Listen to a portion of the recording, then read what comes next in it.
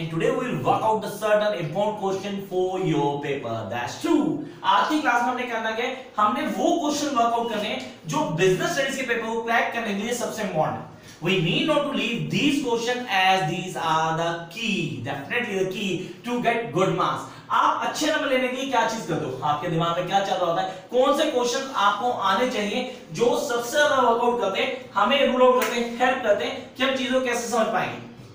So let's start the class with a certain important questions for business study paper to crack maximum marks. आपके दिमाग में कई चीजें चल रही हैं, क्वेश्चंस कौन से करने हैं, कौन से क्वेश्चन इंपॉर्टेंट होंगे. तो let's start from the first part. Don't go with the short to long questions or the long to short questions. Go with the easy questions. Those are being kept in your mind easily. तो शुरू करते हैं nature and significance of management. आपने कहा इसमें question करना ही करना है, इसको आप लिख लो. क्लास को शुरू करने से पहले इस क्लास में वेट कर रहा हूं, टाइम कर रहा हूं कि आप लोग नोटबुक लें और पेन लें और ये क्वेश्चन लिख लें. The first question that is come from the first chapter is the coordination. Exactly, coordination. Coordination is the essence of management. इस क्वेश्चन में यहां पे लिखना है आप लोगों ने. Make sure this question is most probably be come in your paper. तो पहला क्वेश्चन आपके दिमाग में रहना चाहिए, वो रहना चाहिए coordination is the essence of management. तो ये क्वेश्चन मैं चाहूंगा आपके दिमाग में पूरी तरह लिख लो आप कि ये क्वेश्चन हमें करना ही करना है. The very first question that is the coordination is the essence of management. तो comment, discuss or whatever inform, ये क्वेश्चन कंपल्सरी है कि हमें दिमाग में रखना है कि ये क्वेश्चन आ सकता है. Then we'll jump up to certain significance and nature of management. The second part, दो टॉपिक मैं आपको कहूंगा कि आपको तैयार करने हैं फर्स्ट चैप्टर से. पहला कोऑर्डिनेशन, दूसरा significance and nature of management. क्या होगा, कैसे होगा. आप कहते हो सर मेरे को क्वेश्चन आया था, मैंने देखा था जिसमें होगा management as a science, management as a profession. वो पॉइंट्स आपके दिमाग में रखने वाले थे. So these are enough topics for the first chapter that you must keep in your mind.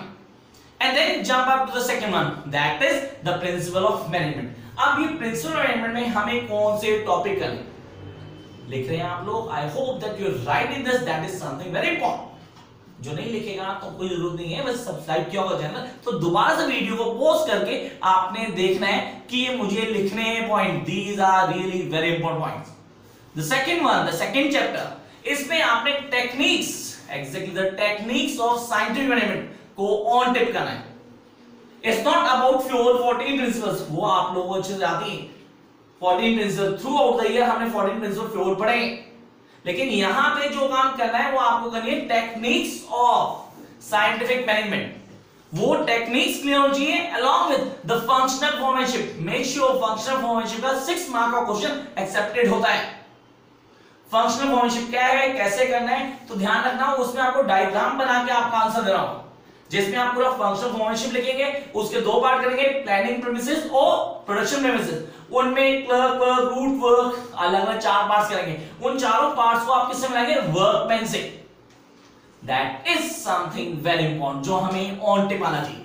तो सेकंड पार्ट हम जिसको बोला प्रिंसिपल मैनेजमेंट के अंदर, तो मैंने आपको पहले बोल दिया कि this is something very important that you need to work it out.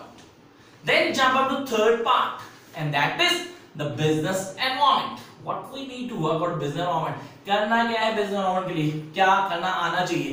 business environment के लिए सबसे important क्वेश्चन है आपका external factors. Make sure that question will definitely come in form of case study.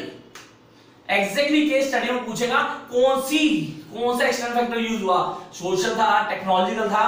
ये क्वेश्चन केस स्टडी में आएगा आपको.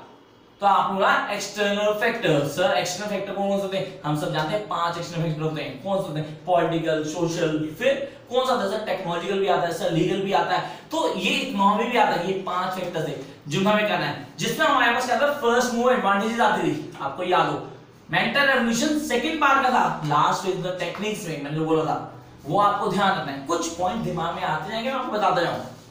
तो बिजनेस एनवायरनमेंट में मैंने कहा केस स्टडी मोस्ट प्रोबेबली आने की चांसेस है, जिसमें आपको क्या ध्यान रखना है, आपको ध्यान रखना है कि मुझे एक्सटर्नल फैक्टर्स का ध्यान रखना है.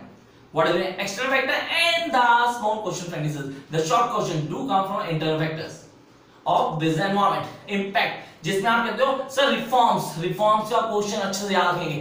Third chapter make sure straight forward question में रिफॉर्म्स को ध्यान रखना आपने। 1991 के बाद जो रिफॉर्म्स आए हैं वो आपको याद रहना चाहिए। तो अभी तक हमने किए फर्स्ट 3 चैप्टर्स, जस्ट 3 चैप्टर्स। इन 3 चैप्टरों में ऑलमोस्ट 6 से 7 क्वेश्चन बता चुका हूं आप लोगों को। Then time to move on to the next one, that is planning.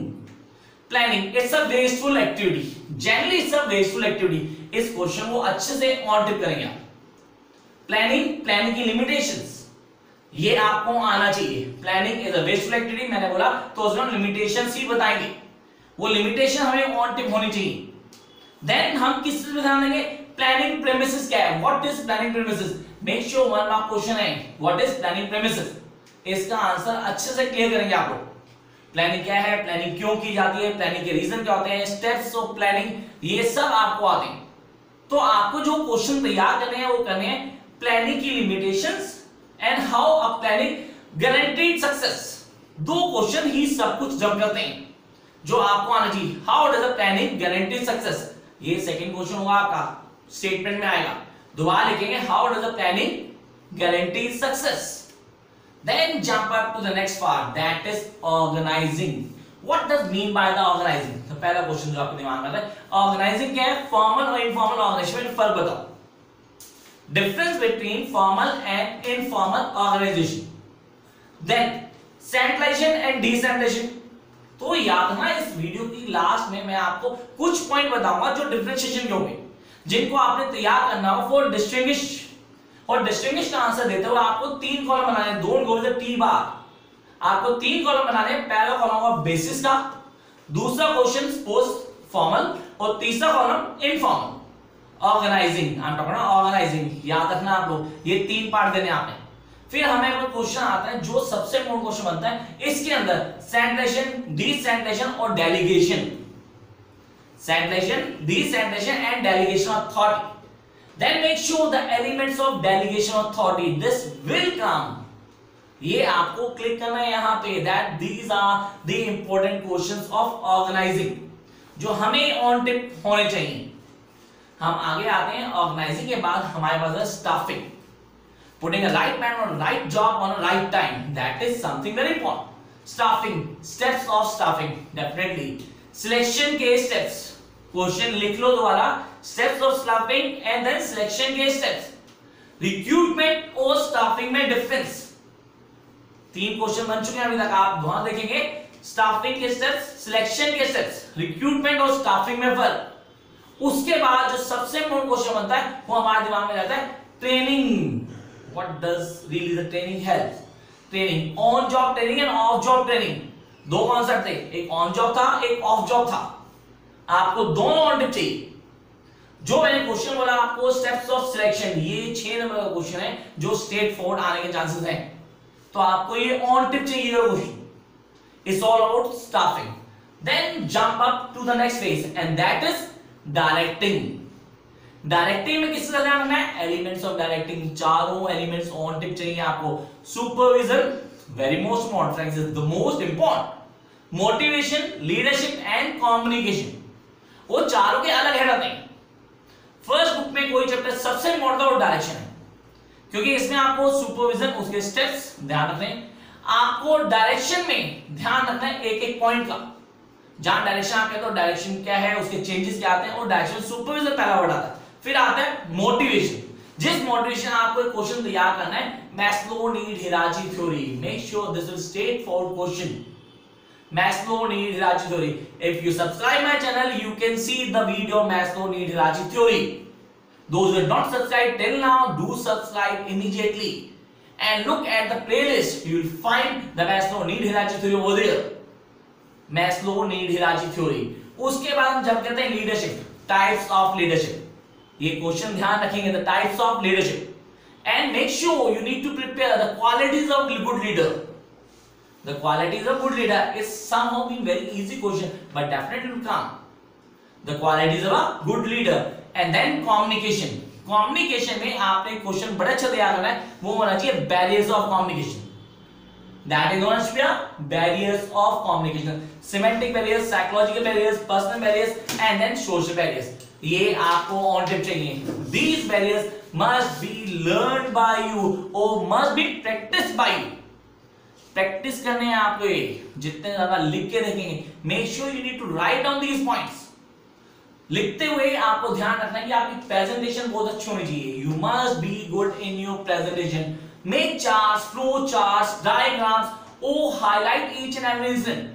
Make sure अगर आप पेपर में आंसर देते हैं तो आंसर में जो इंपॉर्टेंट पॉइंट है उसको अंडरलाइन करना है आपने।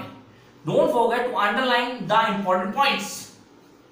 Then jump up to last chapter of first part, controlling.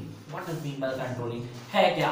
Sir, checking the deviation. Actually, controlling is all about standard and actual में difference को check करना है, controlling कराएगा। Steps of controlling पहला clear है, आप करेंगे steps of controlling. How are controlling being known as the past mortem or the past activities? You need to clear that. Controlling the post mortem of past activities. Then एक question आता है जो controlling और planning को summarize करता है, दोनों की हाईलाइट बताता है, ये आपको दिया करना है। तो ये कुछ क्वेश्चन थे, अगर आपने ऑब्जर्व किए हैं तो ऑलमोस्ट 18 to 19 क्वेश्चन मैंने बताया आपको फर्स्ट पार्ट से जो आपको दिया करना है, and you still 2 days to go for exam. So this is the best way to work out these questions. I'll show you 80%, at least 80% paper will come out of these. Rest in your hand. Now time to jump on the second book, that is of 30 marks. पहले के दिमाग में कई लोगों को लग रहा है कि यार 50 नंबर नहीं है, ऐसा कुछ नहीं है। 50 marks of the first book and 30 marks of the second book. Remember, 50 marks of the first book and 30 marks of the second book. और second book में हमारे पास पहले चैप्टर के एक क्वेश्चन को अच्छे से क्लियर करें जो आने आने फाइनेंशियल डिसीजन। वो आपसे क्वेश्चन पूछेगा financial decision, whether it's investment, finance और डिविडेंड। क्वेश्चन कंफर्म है, आएगा in form of case study और डायरेक्ट कंफर्म क्वेश्चन ही आएगा। पहले क्लियर कर लेंगे आप कि ये क्वेश्चन आना ही आना है। देन जब आप कहते हैं फाइनेंशियल मैनेजमेंट होती क्या है, why we need to require और डू फाइनेंशियल मैनेजमेंट, तो इसमें क्वेश्चन आएगा फाइनेंशियल प्लानिंग। फाइनेंशियल प्लानिंग क्या है, कैसे रूल आउट करती है, हमें इसका ध्यान रखना है।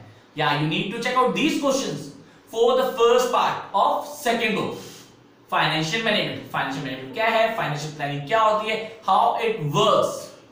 Then the difference between fixed capital and working capital, that is something very important and you must not avoid this question.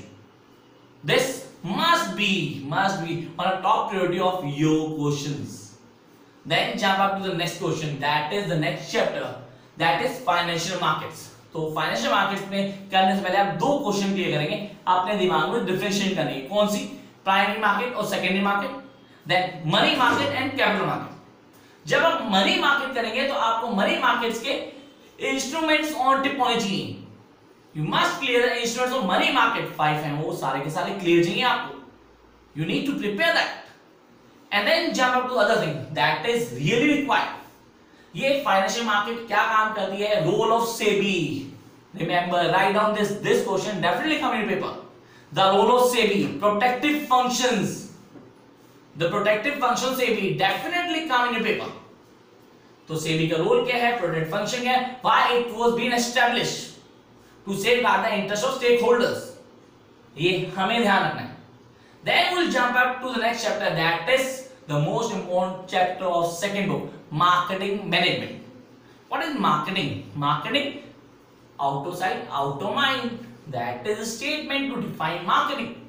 उस मार्केटिंग में सबसे पहले आपको क्या चाहिए, आपको आना चाहिए मार्केट मिक्स क्या होता है, प्रोडक्ट मिक्स क्या है और प्राइस मिक्स क्या है, तीनों मिक्स आपको ऑन टिप चाहिए। देन चैनल ऑफ डिस्ट्रीब्यूशन का क्वेश्चन आपको ऑन टिप चाहिए, channels of distribution. Then promotion activities, you must clear the promotion activities, that is all about advertisement, labelling, branding अगर आप बोलते हो तो ये पार्ट तो प्रोडक्ट मिक्स का था।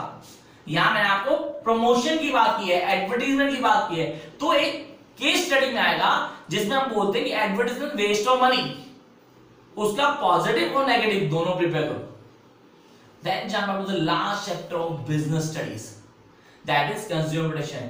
तो बॉस 1986 कंज्यूमर प्रोटेक्शन को ऑन टिप कर लो, 100% पेपर में है 1986। ये किसी फॉर्म में आ सकता है, इन केस स्टडी और in other form such as, वो पूछेगा rights of consumer, the duty of consumer, over to the consumer do, जब कंज्यूमर को अलग रेंज दी है फॉर्म्स, अगर रेमेडियल फॉर्म्स आपको बता दो, डिस्ट्रिक्ट, स्टेट और नेशनल, ये तीनों आपको मिलने चाहिए।